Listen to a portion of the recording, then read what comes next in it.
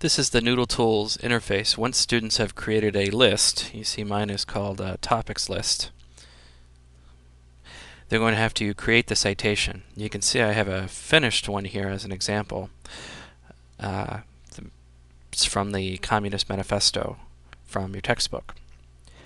So what I'm going to do is I'm going to create a new citation.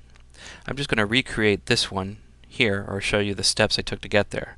And then I'll show you what the finished one looks like again, or what it looks like right before it turns into this. I'm going to do under select a citation type. What you have is a textbook that has a bunch of different pieces reprinted in the collection. So we're going to count it as an anthology or book collection. So I select it in the list. I click Create Citation.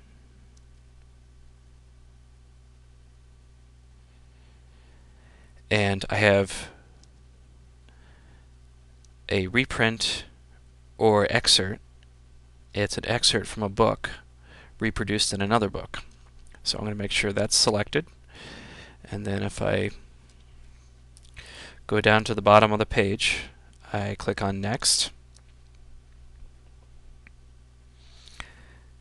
And the next question is, it's a reprint or excerpt from a book. And I go to the next page.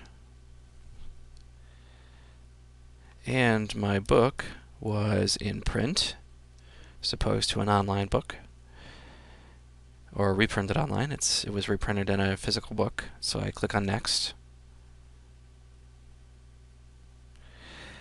And then I've got to fill, this is my work form. This is where I'm going to fill out all the information that I have for my citation. So the first section here, basic information about the original book material. This is where I'm going to put in information about the original piece. So it was by Karl Marx. I'm going to make sure to go the first name and then in the last name. I'm going to click Add. At that point I could put in Frederick Engels, or Engels, whatever his name is. Click Add.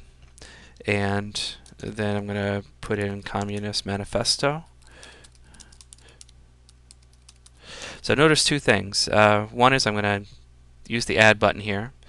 Every time I want to put a name in, and it'll add it to my field. The second thing is I'm always going to capitalize except in cases like of, the, or other words that are unnecessary in a title usually. Except, of course, if it were to come at the beginning of the sentence, for instance, the, or any other word would be capitalized. Last thing to notice here is the asterisk. The asterisk means that you have to fill this field in for it to update it. So we're going to do the basic information about the original book material, because that's about the Communist Manifesto part.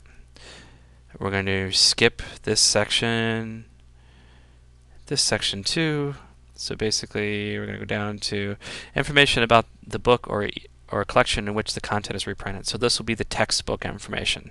So no, it wasn't reprinted in entirety. We're going to put the textbook. We're going to put probably from Communist Manifesto. The title of the collection is the name of your textbook. All right, we're going to then fill in as much information as we have. I'm going to go down and I'll check for errors. You always want to check for errors for any problems, and then we'll do update citation, which is what it'll say once we do the check for errors.